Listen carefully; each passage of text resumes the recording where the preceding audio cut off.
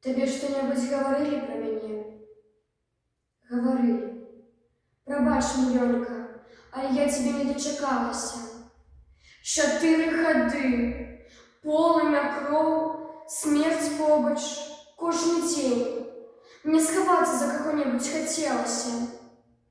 І я хавалася, а потым баяцца перастала. Нават клікала не адзін раз. З вашага аддзялення хлопец такі, чарнявы, на цыгана падобны, з раною шапот. Як яго? Усміхаецца, а слёзы з вачэй. Сястрычка, я не плачу. Гэта мне пяском вочы ад выбуху. Дай вады, кажа.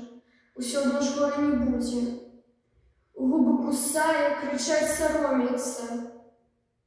Я ад палаткі адышлася, на калені стала і прашу, смерці прашу, забяры яго, прашу, зрабі ласку, забяры.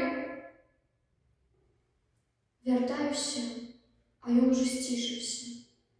Толькі усмешка засталася, і вочы на сонца глядзяць. Гэта жудасць, смерці маліцца, яе ж праклінаць трэба. Са мной нешта сталася, Лёнка, калі я сустрэлася з табой. Па начах сне чую, плаче нехта. Так тоненька, жалсліва ўсхліпвае. Я не вушамі, а сэрцам гэта чую. Ведаеш, хто гэта?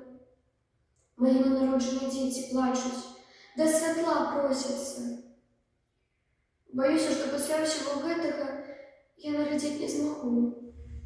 Жыць застаецца мала. Трэба яшчэ выжыць. Толькі б выжыць. Толькі б выжыць. Што ты, дурненькі? Гэта ж не снарад, гэта навальніца. Усё хутка скончыцца, і будзе ціха-ціха на зямлі. І я буду тваёй сястрой і маці. Гэтаму я навучылася за вайну. Мы поедем куды-нибудь далёка-далёка, дзе няма папялішчаў і руін, дзе шмат цішыні, дзе журчыць чыстая рэчка. І будзем успамінаць толькі наша дзяцінства, нашых мам, школу, як нас прымалі піянеры. І ніколі не ўспомнім вайну.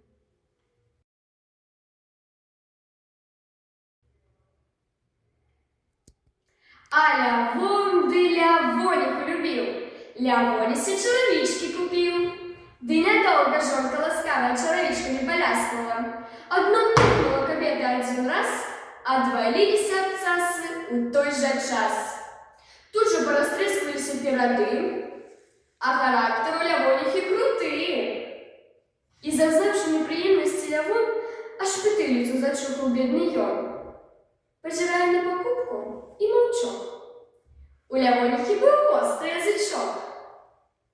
Як цябе пярун не забіў? Як ты мне гэта паскудства купіў? Ці ж вачэй меў сабою ты, лайдак, не разгледзеў на прылаўку гэты брак? А Лявон ды Лявоніху любіў. Ён пад паху чаравічкі схапіў і ў момант векаворацца адзін з чаравічкамі прычкаў магазін. Чаравічкі прадавец у рукі ўзяў, паглядзеў і спачувальна адказаў. Чаравічкі замяніць вам быў бы рад, але не прымаем браку вы назад. Ну а мне вы што параіце рабіць? Чаравічкі трэба новыя купіць, бо старыя, пэўна ж, выкінеце вон. Кнігу скаргаў! Тут абурыўся Лявон. Але толькі харахорыўся дарма, бо даведаўся, што кнігі ў іх няма. Можа, ёсць яна, ды крам іх не дае. Пакупнік не дабярэцца да яе.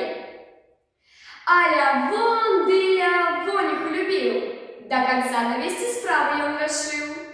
І пагнаўся, не дагоніш да кані. У шавецкую арцель, да старшыні.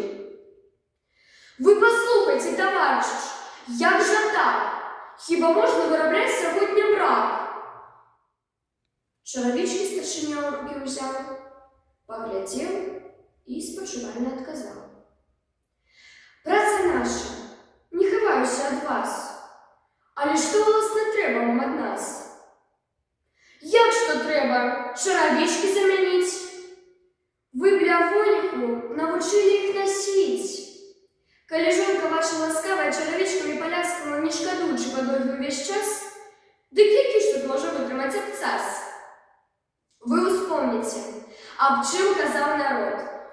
Дід у боти посложили 40 год, бо старий у руках обуток свой носив, а онучок як надів, дики розбив.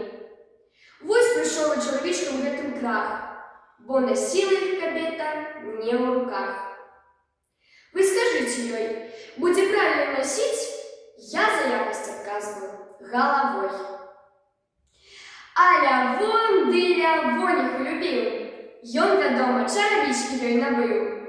Ды такие, что ж любо поглядеть, коли вулица лявониха иде. Хоть и ляская, трымается абцас, есть обуток доброякостный у нас. Ды, на жаль, яшчэ здараецца і так, што ў продажы трапляецца і брак.